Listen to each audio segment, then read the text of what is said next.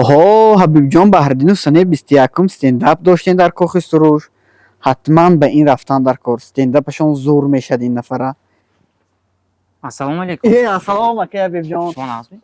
Хуш Нама омадам. худам омадам дия барноматон ба. Оҳо, Чӣ хеш шумо? саломатиё хуб. Саломатон назми? Дӯстони азиз, имрӯз мо даъват кардем ба барнома Ҳабибҷон Баҳриддинов, шоир, блогери маъруфи тоҷик. Шуморо ба барнома хушомадед мегӯем. Ассалому алайкум. Рӯзатон бахайр. Ташаккури зиёд ки вақти худро сарф кардед ва салому дуруд ба ҳамаи тамошобинони шумо. Чӣ боис гашт ки Ҳабибҷон ба стендап роҳ овард? Рости бисёре این саволро медиҳанд, чӣ мегӯяд, мепурсанд ки барои чӣ айнан стендап, барои чӣ стендап? Чунки мо сар дар барномаҳои ҳажвӣ иштирок мекардем, аз давраи мактаб буд ки ба ҳар гуна жанрҳои чӣ мегӯяд ҳажвӣ баромад мекардем ва ҳамехел фурсат расид ки территорияи юмра дар як муддат оғоз кардан дар зери ҳамин проект, яъне проекти нав хуҷандский стендап, ва дар он ҷо эълон карда шуд ба намуди конкурс, яъне қабул шудан ба ҳамон площадка, ва дар ҳамон ҷо ман иштирок кардам ва гузаштам. Ва баъд аз он, баъд аз чанд бор баромад кардан ба дилам як чӣ мегӯяд меҳр нисбати ҳамин жанр пайдо шуд.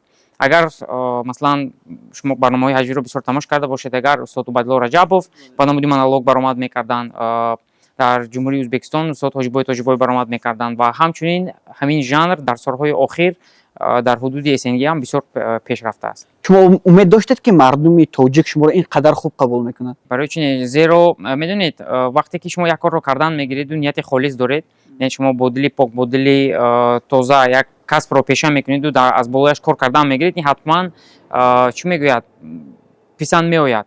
Барои чӣ? Зеро ки шумо бо ҳаҷв табъи мардумро болида мекунед ва ин боиси он мегардад ки тамошобин ба шумо меҳр пайдо кунад. Касби асосии шумо чист? Оё шумо танҳо ба стендап мақоли ё ягон касби дигар доред?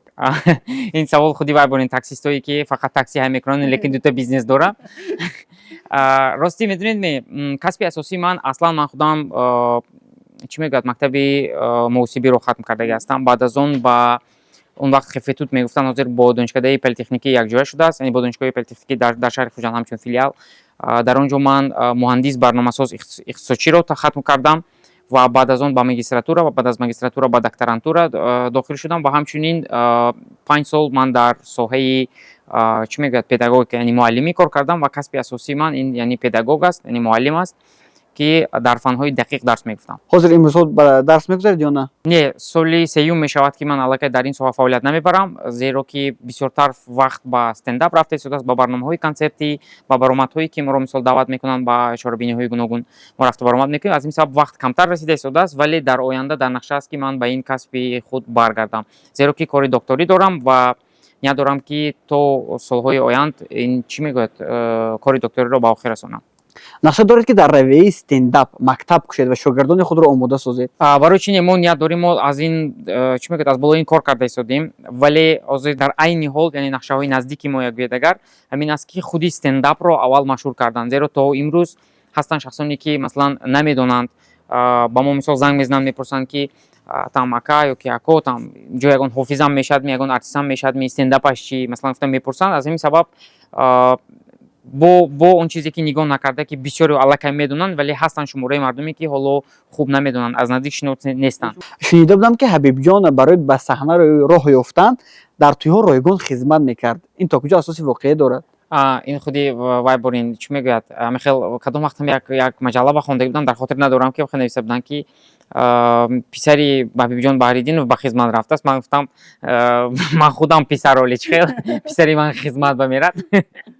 Рости гап буданд ҳолатҳое ки мо дар тӯйҳо баромад мекардем, яъне беасоси маблағ. Ин мазмуни он надошт ки мо масалан ба мардум пешниҳод мекардем ки моро даъват кунед. Буданд хешовандон, дӯстон, ҳамкурсон, ҳамсинфон, масалан ҳамкорон ки дар тӯйҳошон хизмат мекардем, баромад мекардем, то ки як чӣ мегӯяд, дар ҳамин роҳ барои омӯхта шудан, барои сайқал додан. Ба ғайр аз ин дар соҳаи ҳажв ҳам мо ягон маблағ кор намекардем. Мо мисол дар чорабиниҳои чӣ мегӯяд, донишгоҳӣ баромад мекардем, дар чорабиниҳое буданд ки масалан ҳажвӣ байни донишгоҳҳо буд, байни мактабҳо буд, иштирок мекардем.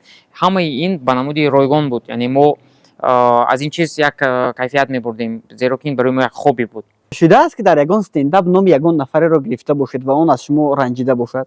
будан ин ҳолатҳо чӣ мегӯяд доиман мешаванд, зеро ҳастанд шахсоне ки масалан ҳаҷвро қабул карда метавонанд, ҳастанд шахсоне ки ҳаҷвро қабул карда наметавонанд, лекин айни ҳол ман гуфта наметавонам ки кӣ хафа шуда буд, зеро бо хафа шуданашон мумкин дуюм бора хафа шуданашон мумкин, лекин мо уже дар оянда аллакай баъд аз чанд бор ҳамин ҳодисаҳо шудан аллакай фаҳмидем ки пеш аз оне ки номи ягон касро гирем ё ки дар бораи ягон кас гап занем, ҳатман аз пешаш мегузарем, бо ҳамроҳияш суҳбат мекунем ва баъдан дар барномаҳо ҷорӣ мекунем. дар чанд стендапдо номи Ҷаҳонгир Зариповро гирифтед ва мо шунидем ки Ҷаҳонгир Зарипов барои ин маблағ додааст. Оё ин рост аст? Не, ин гап чӣ мегӯяд, ин гап бисёре кас аз ман пурсидан рости гап ки шумо Ҷаҳонгир Зариповро реклама кардед, шумо ягон суҳбат доштед ё ки чӣ хел шуд ки ҳамин ҳодиса рӯй дод. Дар асл худи Ҷаҳонгир ҳам бохабар набуданд аз он чиз, зеро барои худи он кас ҳам як чизи нав буд.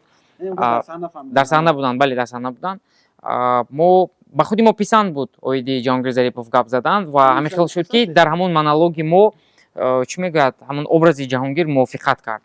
Ва ба ғайр аз ин мо бо Ҷаҳонгир бисёр дӯстии хуб дорем, равобиёт дорем, суҳбат мекунем, масалан ҳамкорӣ мекунем ва сурӯтиашро мо гӯш мекунем. Барои чунин бисёр як сарояндаи ҳаст ки дар ҳақиқат имрӯз ҳам садои хуб дорад, ҳам сурӯтҳои зебо мебарад. Матнуи стендапатонро худатон менависед ё аз забонҳои ягон хориҷӣ мегиред ё аз ягон китоб, чӣ гуна? Дар ин ҳолат ман чӣ мегӯяд, яъне рост гуфта метавонам ки зиёда аз 80 чӣ мегӯяд фоизи материалҳо, яъне маводҳое ки мо менависем, мо худамон тарҳ мекунем, мо худамон эҷод мекунем, мешинем бачаҳо, яъне он чизҳое ки масъалаҳои мубрам аст, масъалаҳои социалӣ ҳаста, иҷтимоӣ, имрӯз бале мубрам имрӯз он чизе ки ба мардум наздик асту, яъне чанде пеш шуда гузаштаасту, ҳоле дар хотири мардум аст.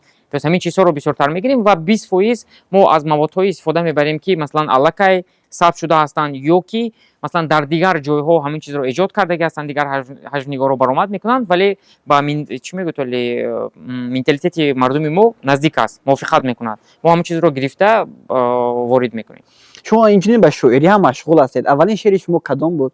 Аввалин шеъри ман бисёр медонед як ҳодисаи аҷоиб шуда буд. Аввалин шеъри ман вақте ки синфи як мехондам, ҳамонҷо чӣ хел шуда ҳодиса акун рости гап равшан дар хотир надорам. Ҳамин хел ҳодиса шуд ки шеър навистаму баъд шеърамро модарам дарёфт кардан. Хай ҳамон шаб зоду рӯзи ки буд дар хотирам нест, кадом аъзои хонавода ҳама ҷамъ шуда буданд, шеърро хондан. Ин шеър ном дошт «Ғамам» буд ва ҳама ханда карда буданд ва ман шеърро дарронда сӯзонида будам ки барои чӣ шеъри маро механдед. Лекин ман худам то ҳол ҳайрон ҳастам ки бачаи синфи як чӣ ғам дорӣ ту, масалан чӣ ғам дошти. Чӣ хел як шеър буд ки Шудааст ягон шеъри шуморо ягон ҳофиз хонда ё ягон сароянда? бале, ин хел ҳодисаҳо шудааст.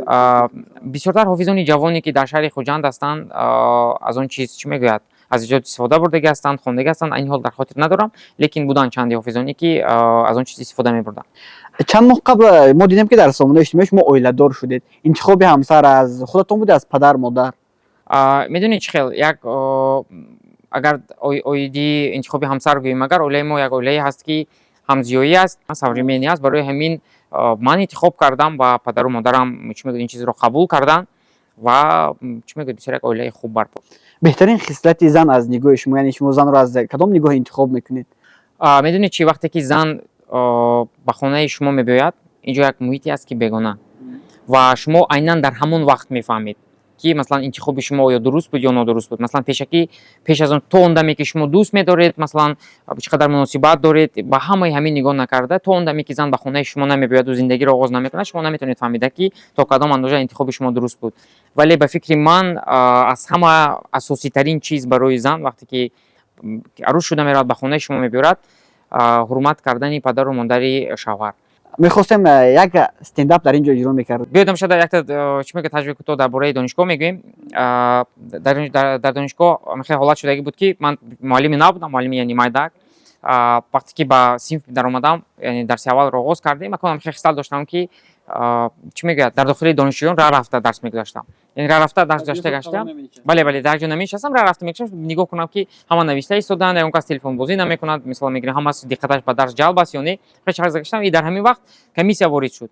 Вақте ки комиссия ворид шуд, ман ҷонба истодам, намедонистам чӣ кор кунам, чунки маро бохабар карда набудам. Ман уже намедонистам ки айнан ба аудиторияи ман комиссия медарояд. Мепурсидам ки муаллиматон кӣ?